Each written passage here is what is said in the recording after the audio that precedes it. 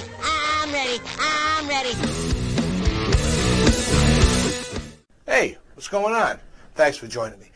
Now, I already know that you guys know that the guitar for the 10K subscriber drive giveaway is ready. So, I gotta know, are you ready? Because we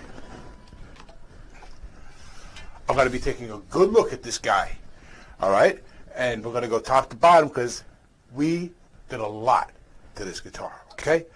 We're gonna go over it all, and at the end of the video, I'm gonna play us out this way. If I suck, you guys can leave, okay?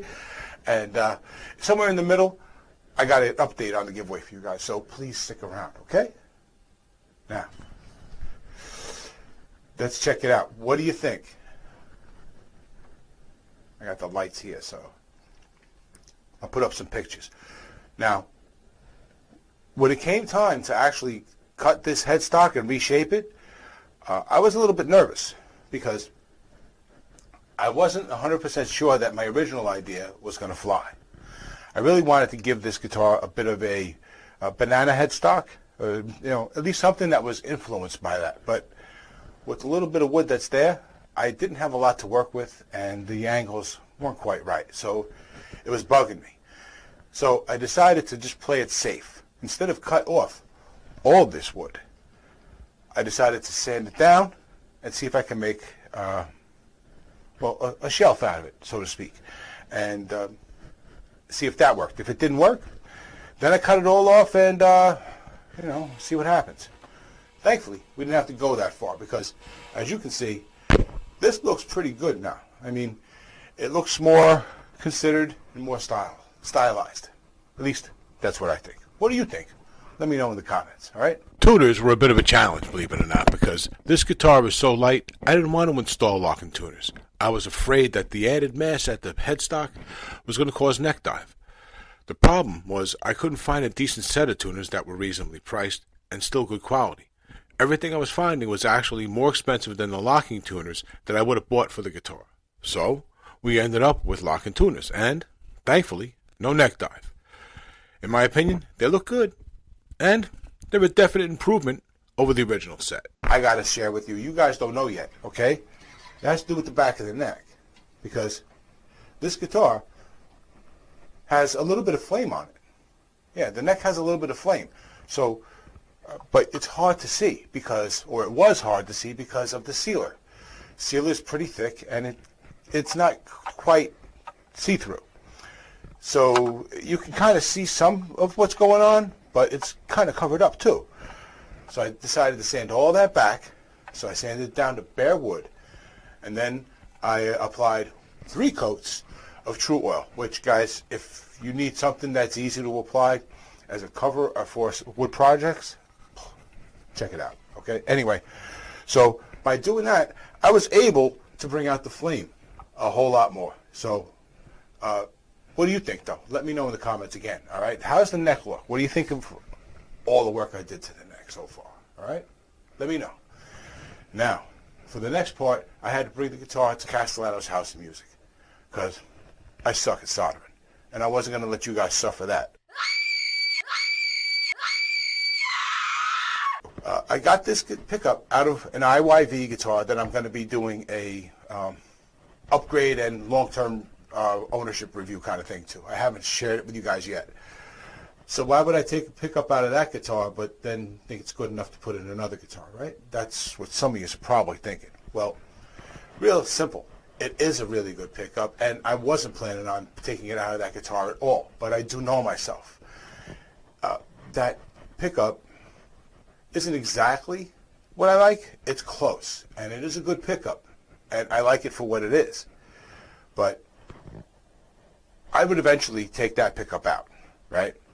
So why buy a pickup for this guitar and then have a swap done and then have that done? So I just skipped right ahead and I took the pickup out of that guitar and put it in here, right? And I saved myself from having a good pickup sitting on my shelf somewhere in the future being forgotten. Is this pickup really any good? I think so. There's a bunch of specs. They're all similar to an actual Gibson PAF humbucker, but with a little more output. I'll just leave it like that. Well, a lot more output, actually. But My buddy, when he was putting it in, he was very surprised at the quality of this pickup, so much so, and he sent me some video. Now, it's a bit grainy, and it's low quality, but see for yourself.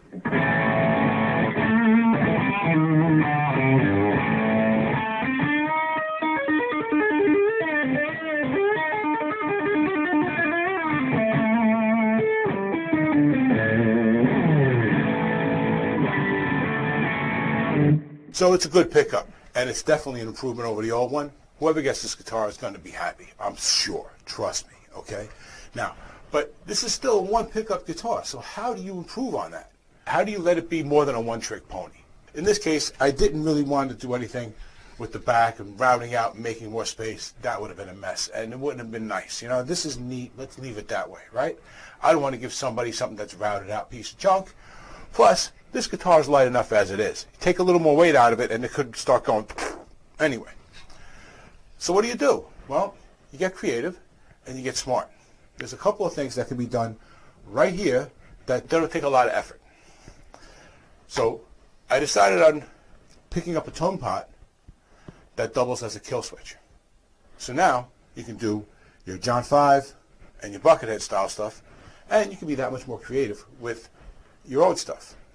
And you can only do that on this guitar, because I guarantee you're not going to have 5 or 10 guitars that have a kill switch on, right? So this is now a guitar you will try and reach for, at least every so often. I mean, even if you have 20, 30 guitars, you'll want to pick it up from time to time, okay? Now in a minute, I'm going to play this guy for you, but before I do, I need to give you that update information, okay? Now, back in the beginning when I first posted the original update video, this guy, at least I think it was when I posted this video, somebody asked a good question, okay? Someone asked if this was going to be open worldwide.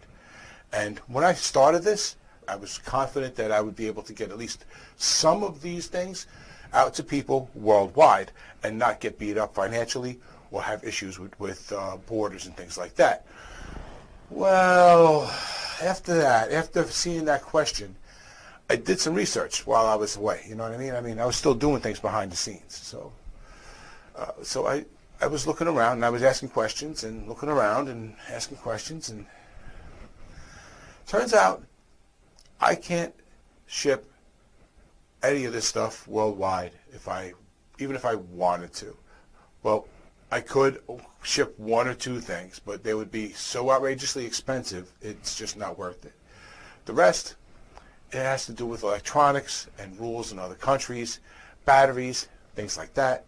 So those things definitely are off the table. And like guitars, it could go, but it would be really, really expensive. And there'd be no way of guaranteeing you would even get it. So I've come up with an alternative plan for the future. For now, unfortunately, the giveaway items that I have here are going to have to be for people here in the 48 continental United States. Sorry, Alaska. Sorry, Hawaii. Now, please don't think that this means that people outside of the United States aren't going to be winning things on this channel. That's not going to happen, okay? I promise you, I'm going to fix this issue. I've already taken steps in doing that, all right? What we're going to do in the future, because this is actually just a kicking off event, okay? The 10,000 subscriber giveaway is just me starting giving things away, all right?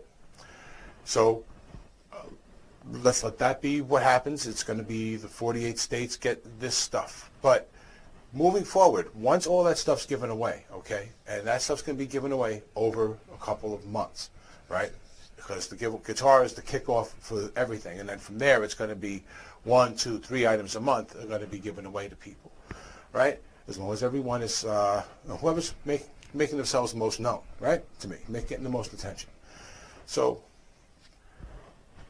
once those items are gone, I'm going to be giving away things like RJ's Cave T-shirts. I'm looking into getting Fender Play cards so that people can get 3, 4, 5, 6 months of free guitar lessons online and other things like that.